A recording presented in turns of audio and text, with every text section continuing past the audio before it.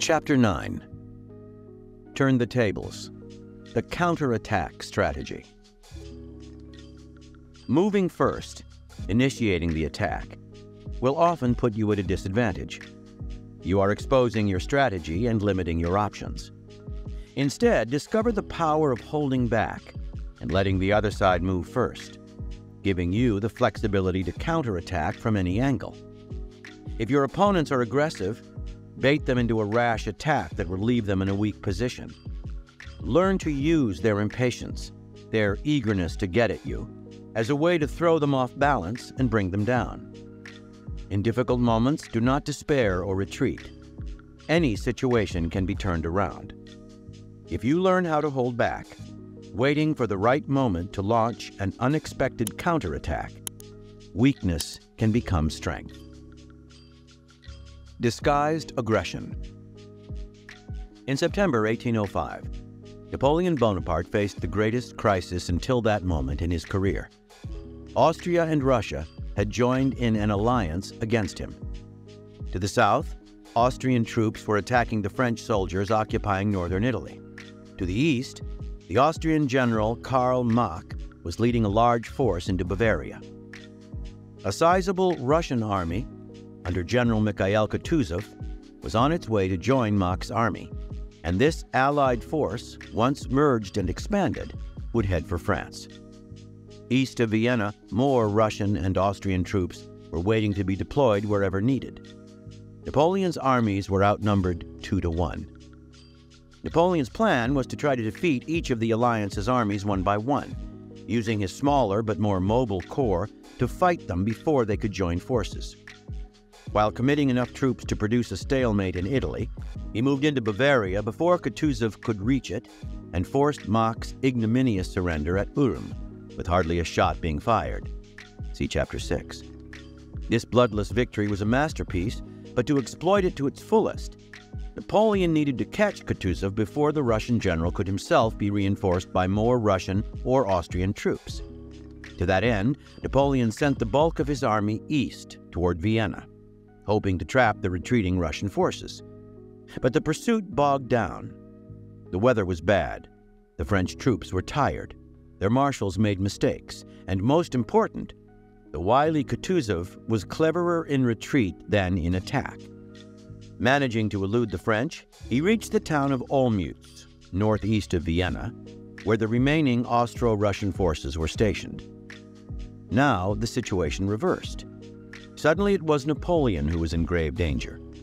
The strength of his corps was their mobility. Relatively small, they were vulnerable individually and worked best when operating close enough to one another to come fast to one another's support. Now they were dispersed in a long line from Munich to Vienna, which Napoleon had taken after his victory over Marx at Ulm. The men were hungry, tired, and short of supplies. The Austrians fighting the French in northern Italy had given up the battle there and were in retreat. But that put them heading northeast, posing a threat to Napoleon's southern flank. To the north, the Prussians, seeing that Napoleon was in trouble, were considering joining the alliance. If that happened, they could wreak havoc on Napoleon's extended lines of communication and supply, and the two armies moving in from north and south could squeeze him to death. Napoleon's options were abysmal. To continue the pursuit of Kutuzov would further extend his lines. Besides, the Russians and Austrians were now 90,000 strong and in an excellent position at Olmütz. To stay put, on the other hand, was to risk being slowly swallowed by armies on all sides. Retreat seemed the only solution, and it was what his generals advised. But with the weather deteriorating, it was mid-November, and the enemy sure to harass him, that would be costly too. And retreat would mean that his victory at Ulm had been wasted, a tremendous blow to the morale of his men. That would virtually invite the Prussians to join the war, and his enemies, the English, seeing him vulnerable, might go so far as to invade France. Whatever path he chose seemed to lead to disaster. For several days he went into deep thought, ignoring his advisors and poring over maps. Meanwhile, at Olmütz, the Austrian and Russian leaders, among them the Austrian Emperor Francis I and the young Tsar Alexander I, watched Napoleon's moves with intense curiosity and excitement. They had him where they wanted him. Surely they would be able to recoup the disaster at Ulm and then some. On November 25th, Alliance scouts reported that Napoleon had moved a large part of his army to Austerlitz, halfway between Vienna and Olmütz. There it looked as if his forces were occupying the Pratzen Heights, a position that would indicate preparation for battle. But Napoleon had only some 50,000 men with him. He was outnumbered nearly 2 to 1. How could he hope to face the Allies? Even so, on November 27th, Francis I offered him an armistice. Napoleon was formidable, and even at those odds, fighting him was a risk. In truth, Francis was also trying to buy enough time to envelop the French army completely, but none of the Alliance generals thought Napoleon would fall for that trick. To their surprise, however, Napoleon seemed eager to come to terms. Suddenly, the Tsar and his generals had a new thought. He was panicking, grasping at straws. That suspicion seemed borne out almost immediately when, on November 29th, Napoleon abandoned the Pratzen Heights almost as soon as he had taken them, assuming a position to their west and repeatedly repositioning his cavalry. He appeared utterly confused. The next day he asked for a meeting with the Tsar himself. Instead, the Tsar sent an emissary, who reported back that Napoleon had been unable to disguise his fear and doubt. He had seemed on edge, emotional, even distraught. The emissary's conditions for armistice had been harsh, and although Napoleon had not agreed to them, he had listened quietly, seeming chastened, even intimidated. This was music to the ears of the young Tsar, who was burning for his first engagement with Napoleon. He was tired of waiting. By abandoning the Pratzen Heights, Napoleon seemed to have put himself in a vulnerable position. His southern lines were weak, and his route of retreat, southwest toward Vienna, was exposed. An Allied army could take the Pratzen Heights, pivot south to break through that weak point in his lines and cut off his retreat, then move back north to surround his army and destroy him. Why wait? A better chance would never come. Tsar Alexander and his younger generals prevailed over the hesitant Austrian emperor and launched the attack. It began early on the morning of December 2nd. While two smaller divisions faced off against the French from the north, pinning them down, a stream of Russian and Austrian soldiers moved toward the Pratzen Heights, took them, then wheeled to the south, aiming at the French weak point. Although they met resistance from the outnumbered enemy, they quickly broke through and were soon able to take the key positions that would allow them to turn north and surround Napoleon. But at 9 a.m., as the last Alliance troops, some 60,000 men in all, made their way to the heights and headed south, word reached the Allied commanders that something unexpected was afoot. A large French force, invisible to them beyond the Pratzen Heights, was suddenly heading due east, straight for the town of Pratzen itself and the center of the Allied lines. Kutuzov saw the danger. The Allies had advanced so many men into the gap in the French lines that they had left their own center exposed. He tried to turn back the last troops heading south, but it was too late. By 11 a.m., the French had retaken the heights.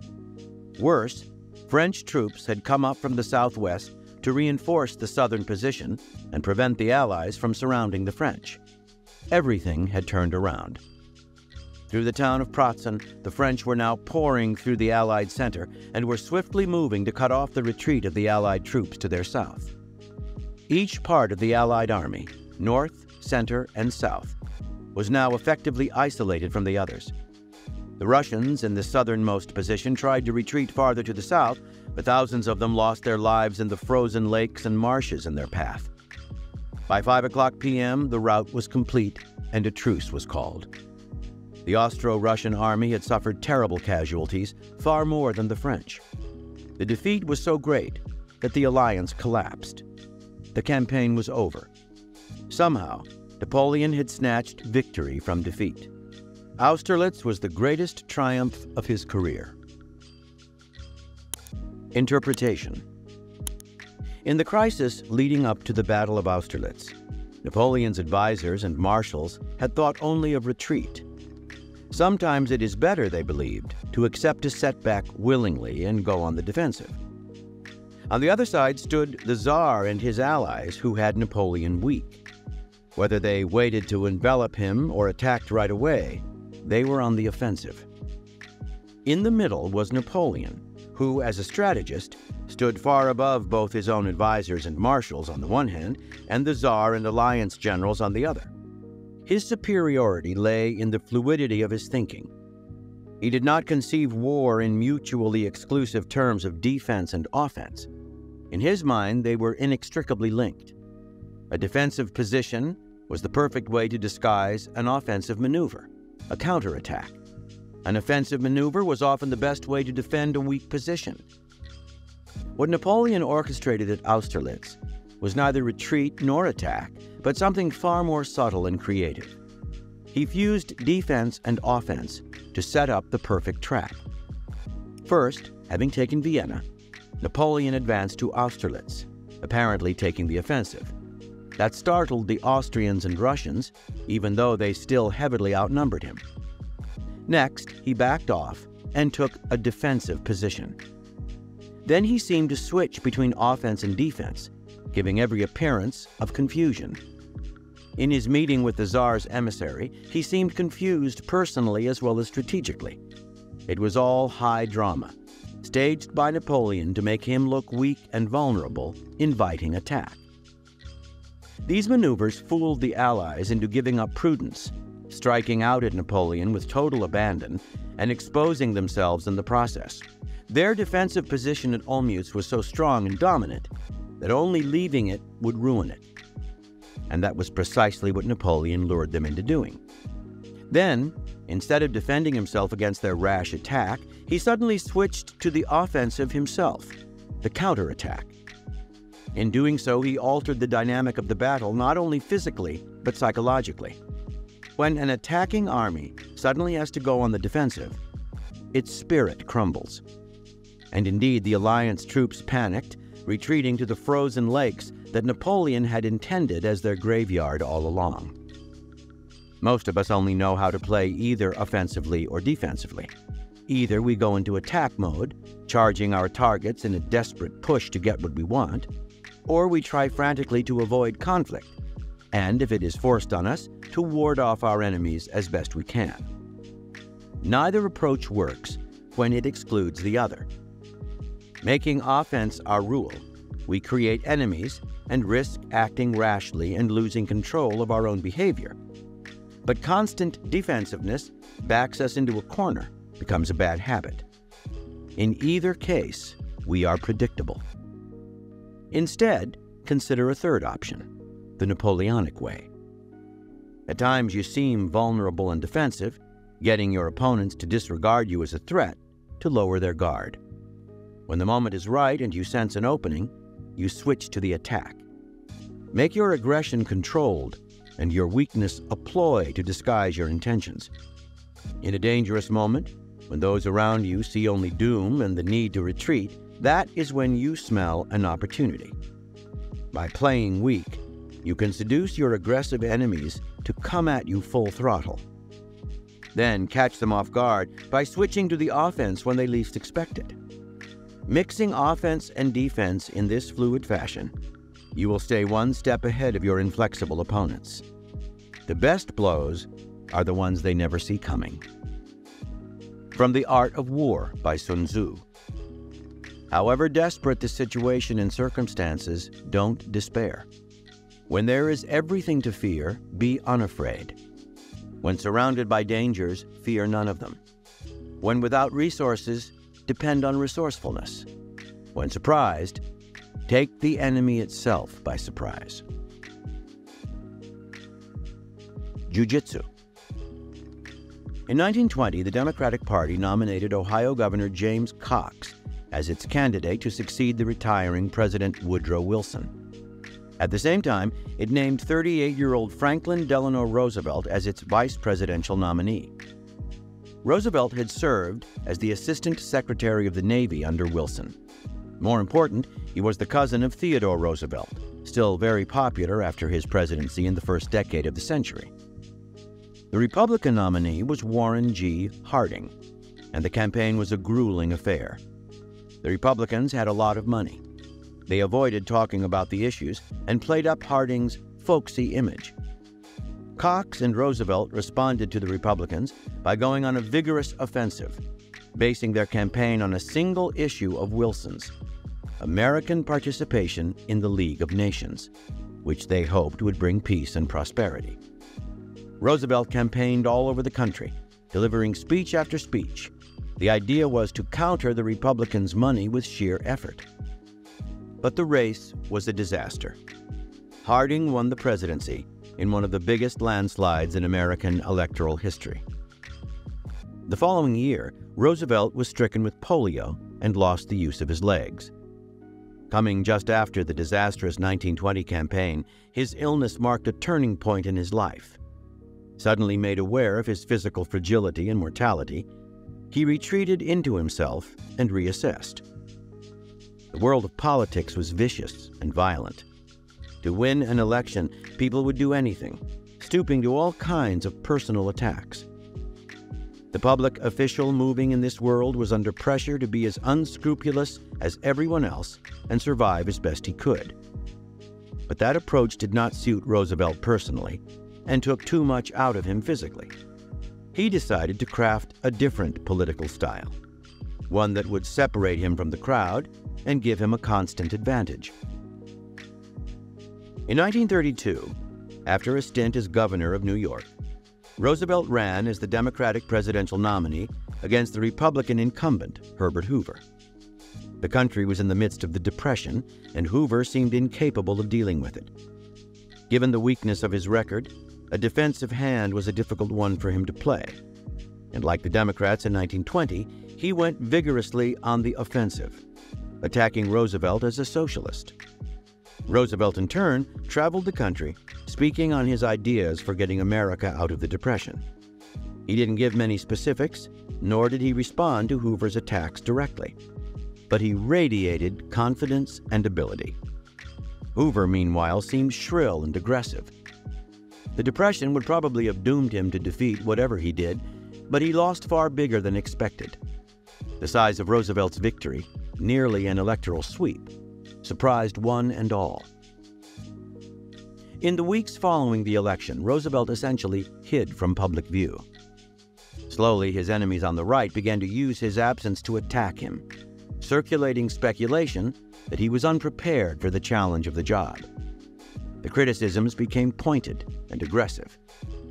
At his inauguration, however, Roosevelt gave a rousing speech, and in his first months in office, now known as the 100 Days, he switched from the appearance of inactivity to a powerful offensive, hurrying through legislation that made the country feel as if something were finally being done. The sniping died. Over the next few years, this pattern repeatedly recurred. Roosevelt would face resistance. The Supreme Court, say, would overturn his programs, and enemies on all sides, Senator Huey Long and labor leader John L. Lewis on the left, Father Charles Coughlin, and wealthy businessmen on the right, would launch hostile campaigns in the press. Roosevelt would retreat, ceding the spotlight.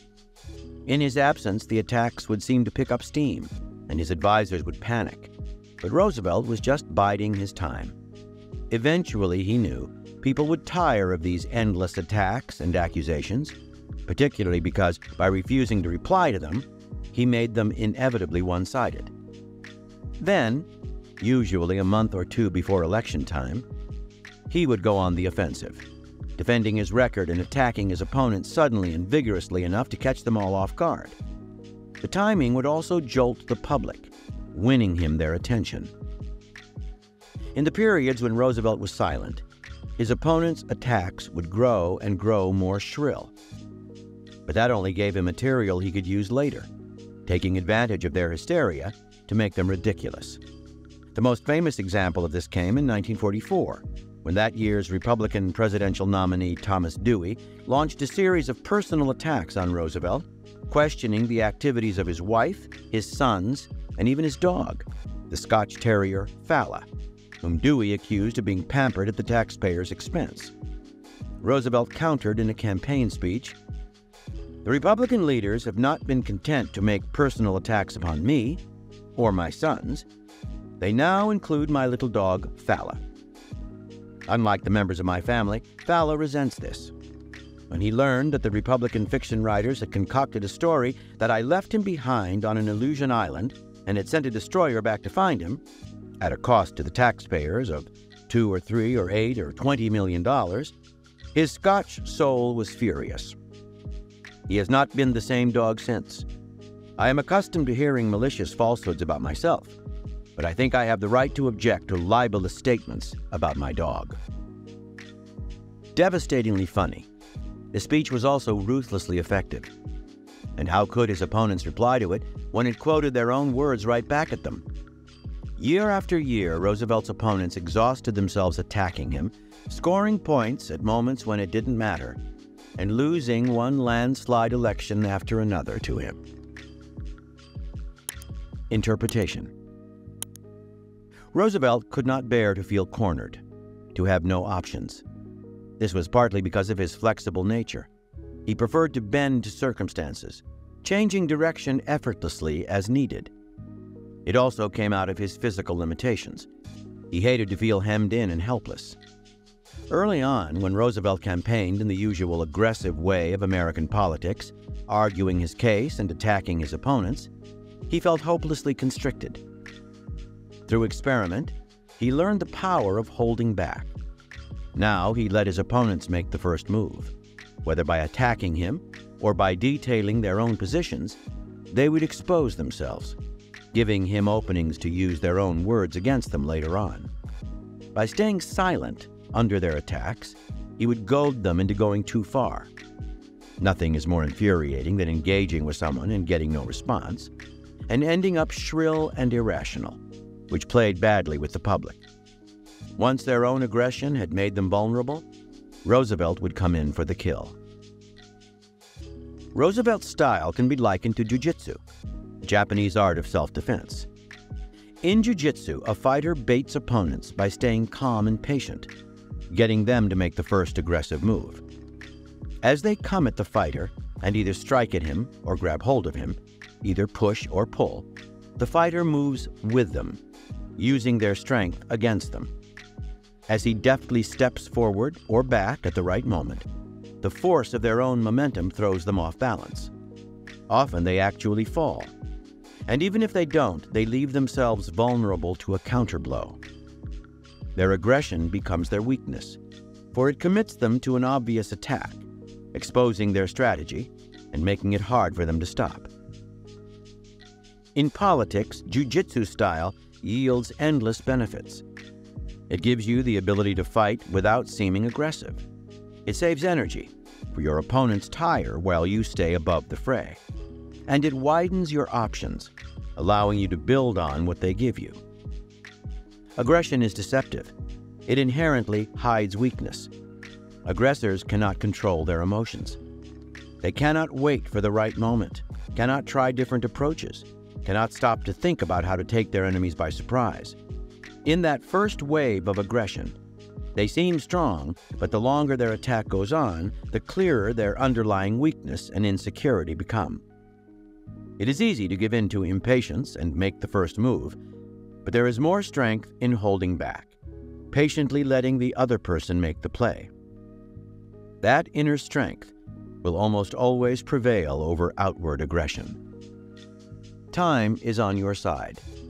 Make your counterattacks swift and sudden, like the cat who creeps on padded paws to suddenly pounce on its prey. Make Jujitsu your style in almost everything you do. It is your way of responding to aggression in everyday life, your way of facing circumstances. Let events come to you, saving valuable time and energy for those brief moments when you blaze with the counterattack. By Vladimir Lenin. The soundest strategy in war is to postpone operations until the moral disintegration of the enemy renders the delivery of the mortal blow both possible and easy. Keys to warfare. Thousands of years ago, at the dawn of military history, various strategists in different cultures noticed a peculiar phenomenon. In battle, the side that was on the defensive often won in the end. There seemed to be several reasons for this. First, once the aggressor went on the attack, he had no more surprises in store. The defender could clearly see his strategy and take protective action. Second, if the defender could somehow turn back this initial attack, the aggressor would be left in a weak position. His army was disorganized and exhausted. It requires more energy to take land than to hold it. If the defenders could take advantage of this weakness to deliver a counterblow, they could often force the aggressor to retreat. Based on these observations, the art of the counterattack was developed. Its basic tenets were to let the enemy make the first move, actively baiting him into an aggressive attack that would expend his energy and unbalance his lines, then taking advantage of his weakness and disorganization. This art was refined by theorists such as Sun Tzu and practiced to perfection by leaders like Philip of Macedon. The counterattack is, in fact, the origin of modern strategy, the first real example of an indirect approach to war. It represents a major breakthrough in thinking. Instead of being brutal and direct, the counterattack is subtle and deceptive, using the enemy's energy and aggression to bring about his downfall. Although it is one of the oldest and most basic strategies in warfare, it remains in many ways the most effective and has proven highly adaptable to modern conditions. It is the strategy choice of Napoleon Bonaparte, T.E. Lawrence, Erwin Rommel, and Mao Zedong. The counterattack principle is infinitely applicable to any competitive environment or form of conflict, since it is based on certain truths of human nature. We are inherently impatient creatures. We find it hard to wait. We want our desires to be satisfied as quickly as possible. This is a tremendous weakness, for it means that in any given situation, we often commit ourselves without enough thought. In charging ahead, we limit our options and get ourselves into trouble. Patience, on the other hand, particularly in war, pays unlimited dividends. It allows us to sniff out opportunities, to time a counterblow that will catch the enemy by surprise. A person who can lie back and wait for the right moment to take action will almost always have an advantage over those who give in to their natural impatience. The first step in mastering the counterattack is to master yourself, and particularly the tendency to grow emotional in conflict. When the great baseball player Ted Williams made the major leagues with the Boston Red Sox, he took a look around. He was now a member of an elite, the best hitters in the country. They all had sharp vision, quick reflexes, and strong arms. But relatively few of them could control their impatience at the plate, and pitchers preyed on that weakness, getting them to swing on losing pitches. Williams separated himself out and made himself perhaps the greatest pure hitter in baseball history by developing his patience and a kind of hitter's counterattack. He would wait and keep waiting for the best pitch to swing at. Good pitchers are masters at making a hitter feel frustrated and emotional, but Williams would not be baited. Whatever they did, he would wait for the pitch that was right for him. In fact, he turned the situation around. Given his ability to wait, it was the pitcher, not Williams, who would end up impatient and throwing the wrong pitch as a result.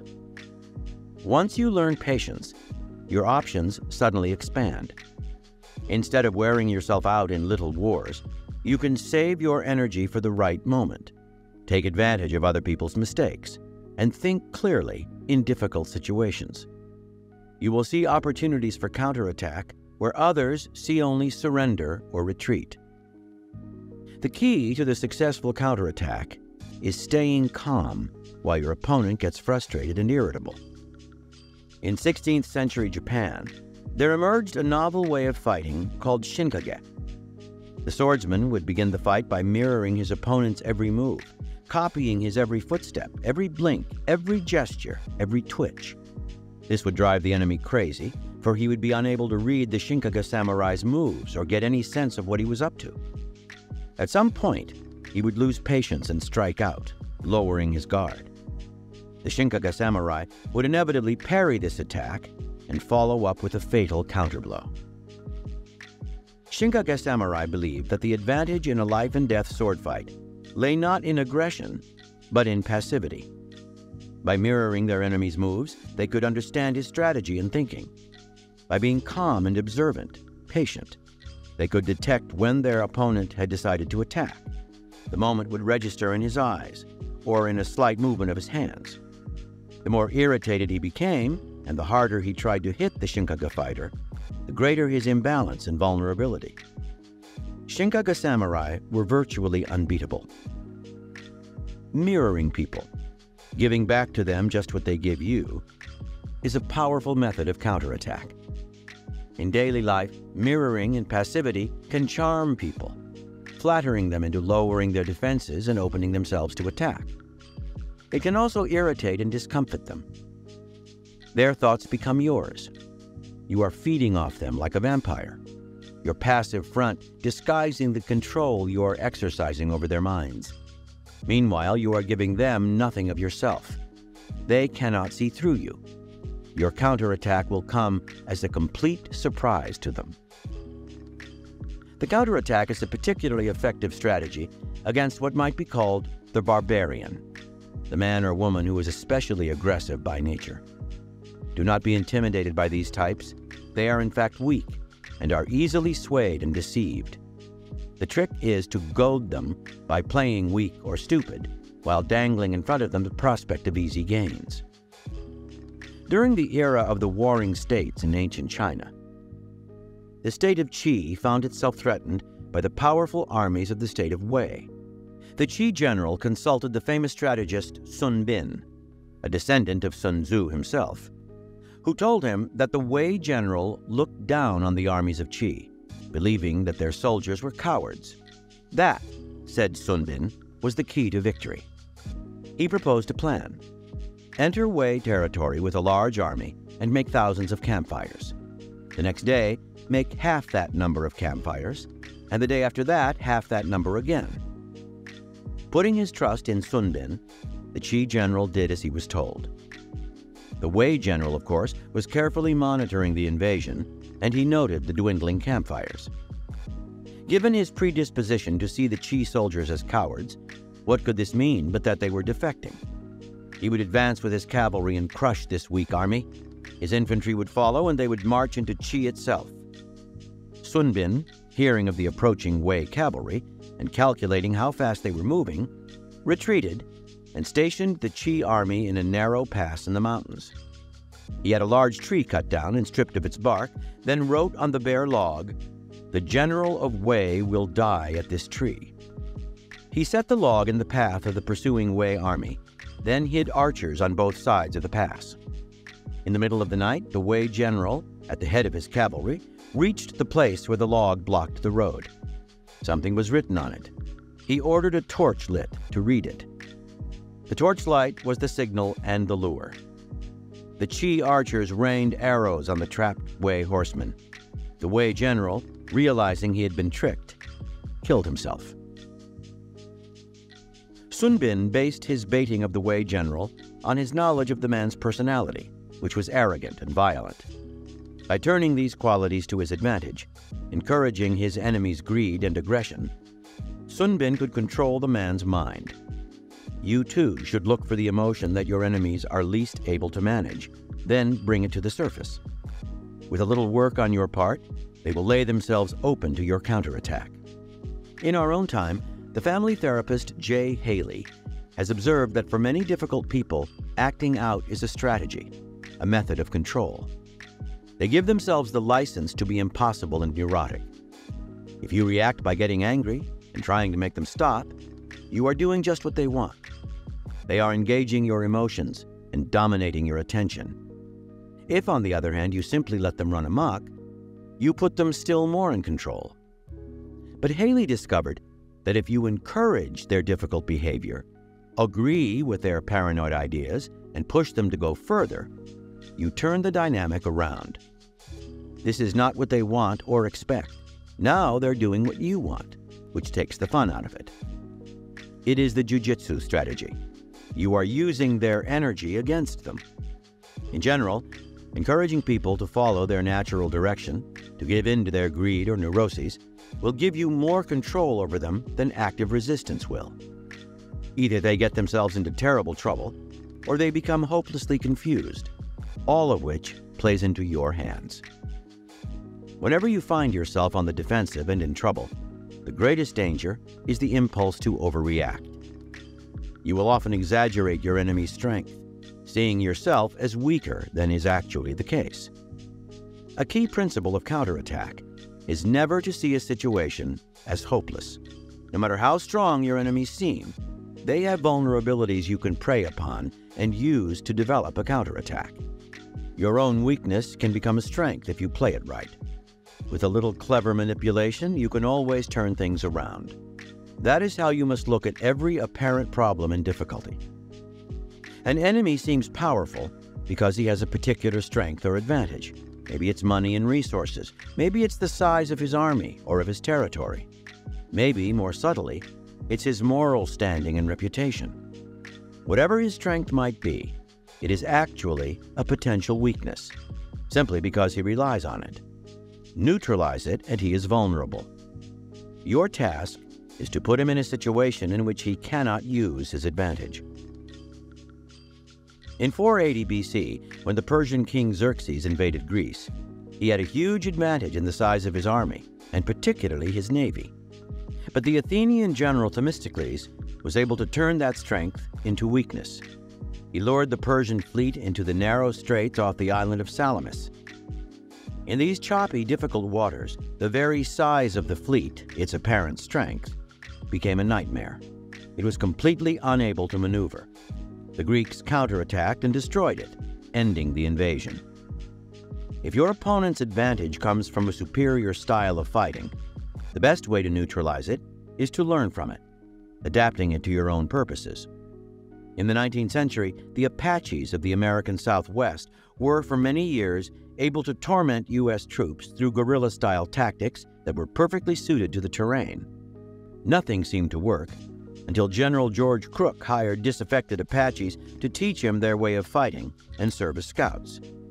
Adapting their style of warfare, Crook neutralized the Apaches' strengths and finally defeated them. As you neutralize your enemy's strengths, you must similarly reverse your own weaknesses. If your forces are small, for example, they are also mobile. Use that mobility to counterattack. Perhaps your reputation is lower than your opponent's. That just means you have less to lose. Sling mud. Some of it will stick, and gradually your enemy will sink to your level. Always find ways to turn your weakness to advantage.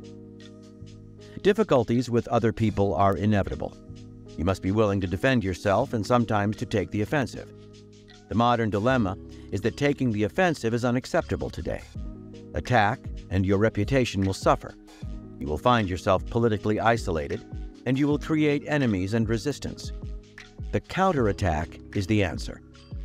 Let your enemy make the first move, then play the victim. Without overt manipulation on your part, you can control your opponent's minds.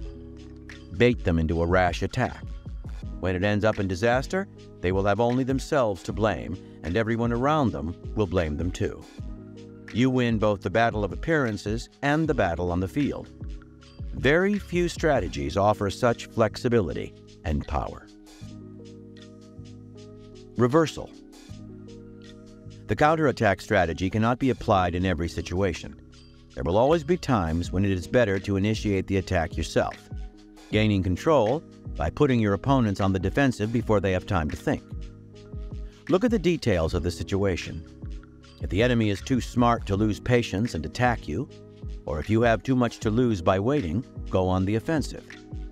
It is also usually best to vary your methods, always having more than one strategy to draw on. If your enemies think you always wait to counterattack, you have the perfect setup for moving first and surprising them. So mix things up. Watch the situation and make it impossible for your opponents to predict what you will do. Here are further reflections on the counterattack strategy. From a 17th century Ming Dynasty text, quoted in The Tao of Spycraft by Ralph D. Sawyer. The technique of according with the enemy's expectations and desires requires first determining what they believe and want, then apparently conforming to them until the situation can be exploited. Definition: when the enemy wants to take something and you yield it, it is termed according with. In general, when going contrary to something merely solidifies it, it is better to accord with it in order to lead them to flaws. If the enemy wants to advance, be completely flexible and display weakness in order to induce an advance. If the enemy wants to withdraw, disperse and open an escape route for their retreat. If the enemy is relying upon a strong front, establish your own front lines far off, solidly assuming a defensive posture in order to observe their arrogance. If the enemy relies upon their awesomeness, be emptily respectful, but substantially plan while awaiting their laxness. Draw them forward and cover them. Release and capture them. Exploit their arrogance. Capitalize on their laxity.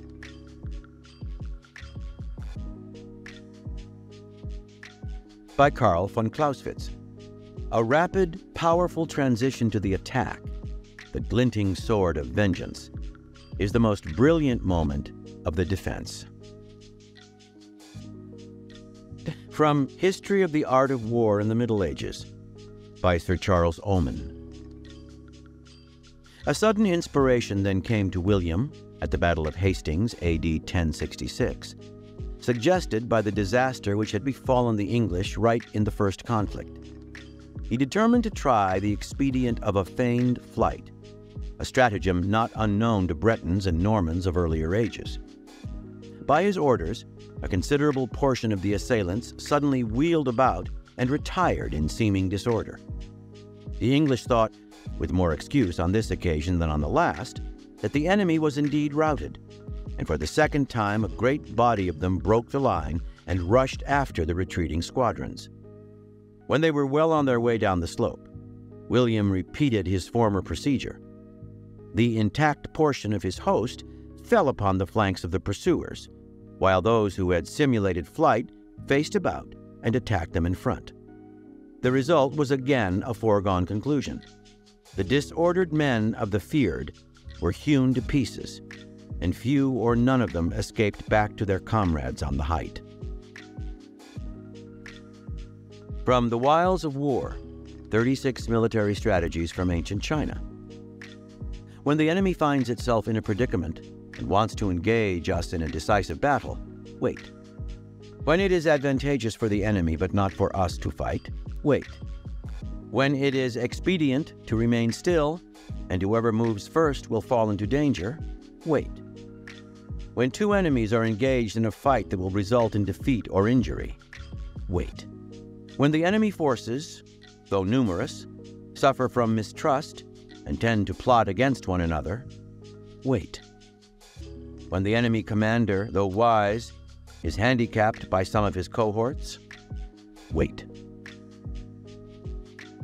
From Secrets of the Samurai by Oscar Ratti and Adele Westbrook.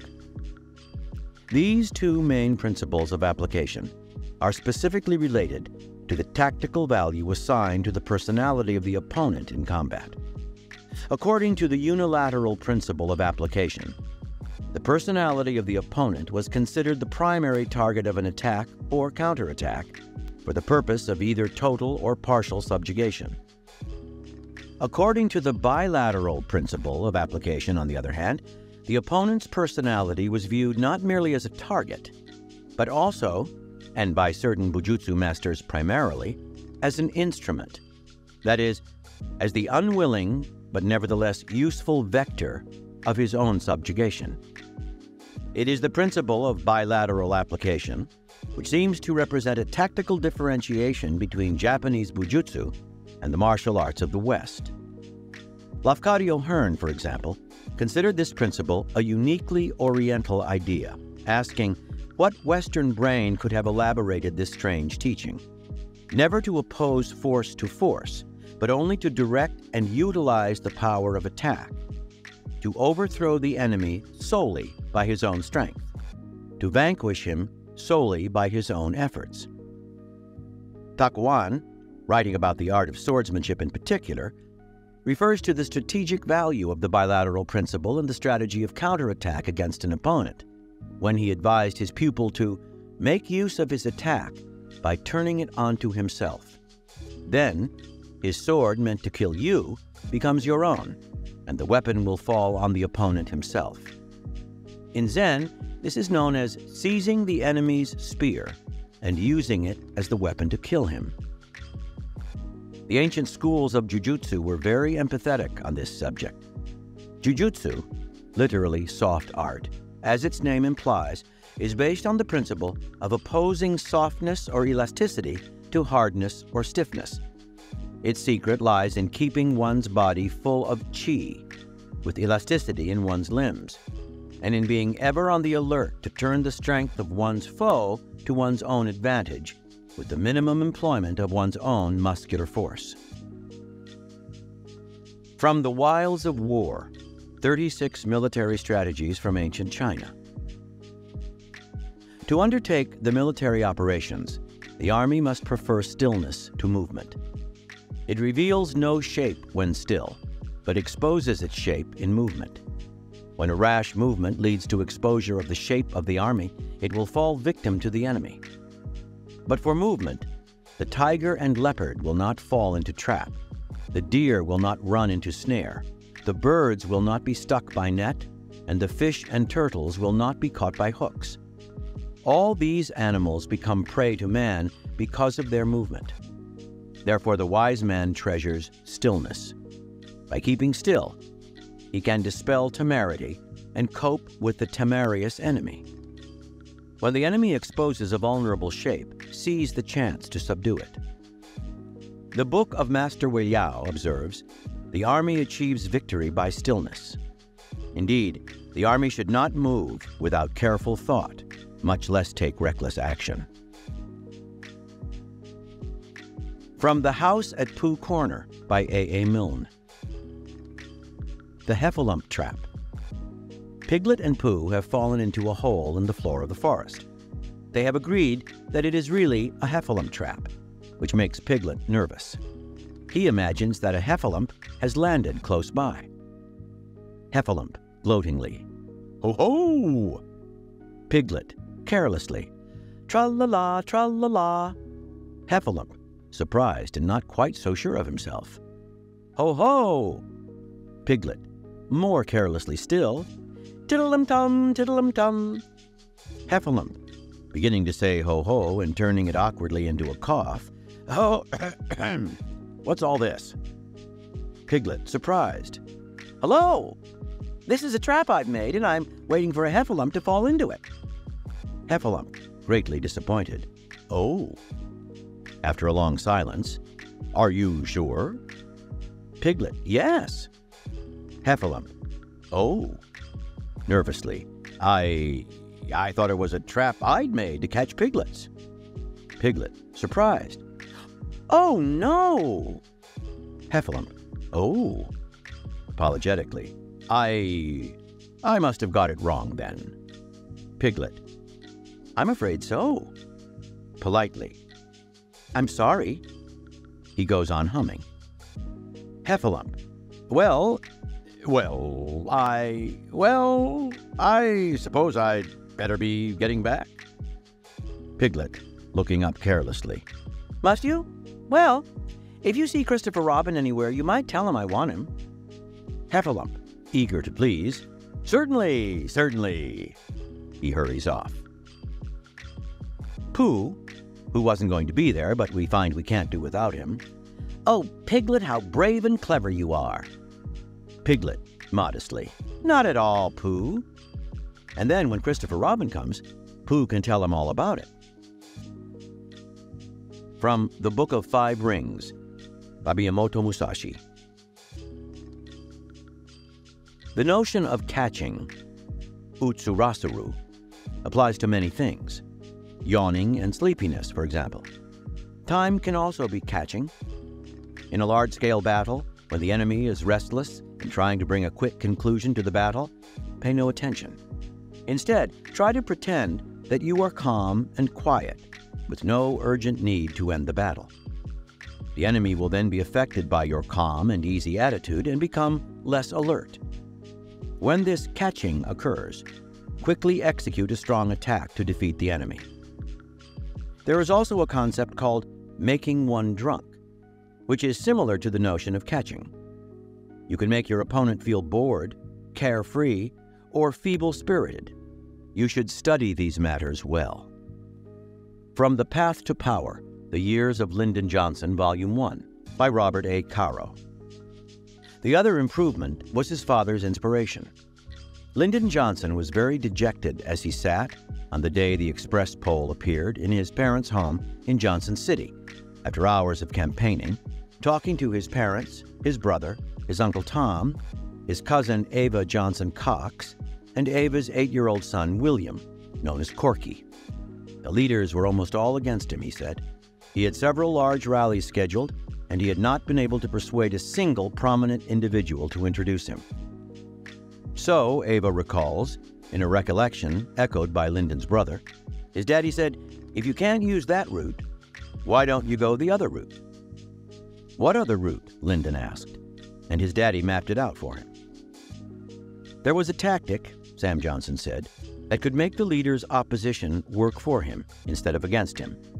The same tactic, Sam said, could make the adverse newspaper polls work for him instead of against him. It could even make the youth issue work for him. If the leaders were against him, he told his son, stop trying to conceal that fact. Emphasize it in a dramatic fashion. If he was behind in the race, emphasize that in a dramatic fashion. If he was younger than the other candidates, emphasize that. Lyndon asked his father what he meant, and his father told him. If no leader would introduce Lyndon, Sam said, he should stop searching for mediocre adults as substitutes, but instead should be introduced by an outstanding young child.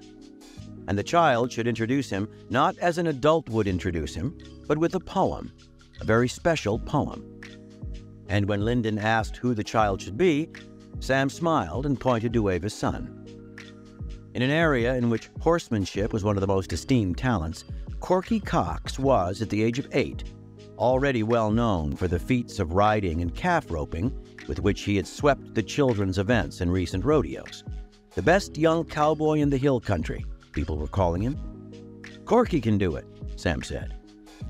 All the next day, Sam trained him. He wanted Corky to really shout out thousands, Ava recalls. He wanted him to smack down his hand every time he said that word. I can still see Uncle Sam smacking down his hand on the kitchen table to show Corky how. And that night, at a rally in Henley, in Hayes County, Lyndon Johnson told the audience, "They say I'm a young candidate. Well, I've got a young campaign manager, too." And he called Corky to the podium. And Corky, smacking down his hand, recited a stanza of Edgar A. Guest's "It Couldn't Be Done." There are thousands to tell you it cannot be done. There are thousands to prophesy failure. There are thousands to point out to you one by one the dangers that wait to assail you. But just buckle in with a bit of a grin, just take off your coat and go to it. Just start in to sing as you tackle the thing that cannot be done, and you'll do it. And lastly, from the I Ching. Conditions are such that the hostile forces favored by the time are advancing. In this case, retreat is the right course, and it is through retreat that success is achieved. But success consists in being able to carry out the retreat correctly. Retreat is not to be confused with flight. Flight means saving oneself under any circumstances, whereas retreat is a sign of strength. We must be careful not to miss the right moment while we are in full possession of power and position. Then we shall be able to interpret the signs of the time before it is too late, and to prepare for provisional retreat instead of being drawn into a desperate life and death struggle. Thus, we do not simply abandon the field to the opponent. We make it difficult for him to advance by showing perseverance in single acts of resistance. In this way, we prepare, while retreating, for the counter-movement. Understanding the laws of a constructive retreat of this sort is not easy. The meaning that lies hidden in such a time is important.